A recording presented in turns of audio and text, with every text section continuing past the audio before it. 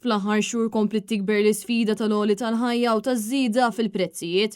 Iżda skont Roberta Bela u l-Ministri tal-Gvern, in-nies għandhom jikkonslaw għaliex pajjiżi oħra is-sitwazzjoni iqar minn Malta. Ma' Net News il-Ministru Etienne Bela li hu responsabbli mill-anzjani għalinna l-rata tal-inflazzjoni f'pajjiżna hija anqas minn pajjiżi oħra fl-Unjoni Ewropea, għalkemm baqa' ma offra ebda soluzzjonijiet għal familji u l-pensjonanti li mhux iwasslu sal-aħħar tax-xahar. Napprezza li l-prezzijiet olew f'pajjiżna kif olew f'pajjiżi oħrajn, imma jiena nemmen li f'pajjiżna il-kontroll huwa aħjar minn barra. It-tweġiba tal-Ministru tal-Anzjani turi biċ-ċar li l-Gvern ta' qabela qed jibqa' jinjora din ir-realtà tan-nies u jikkonsla biss bil-fatt li hemm pajjiżi għar minnha. Ma jistax ikun li nitkellmu fuq il-prezzijiet f'Malta mingħajr ma nħarsu barra minn Malta.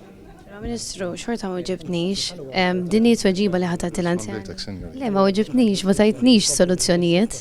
Fil-waqt li l-Gvern mu joffri ebda soluzzjonijiet, il-Partit Nazzjonalista ilu xhur li preżenta proposti biex b'mod konkret tittaffa d-daqqa fuq il-familji. Fost l-oħrajn il-Partit Nazzjonalista jipproponi li l-allowance tal-kola ma tkunx taxxabli, li l-Gvern jagħti inċentivi fiskali biex jikkumbatti għaż-żidiet tal-għoli tal-ħajja u li jinfetaħ fond nazzjonali annwali ta' 40 miljun euro li taffi d-daqqa tal-importazzjoni.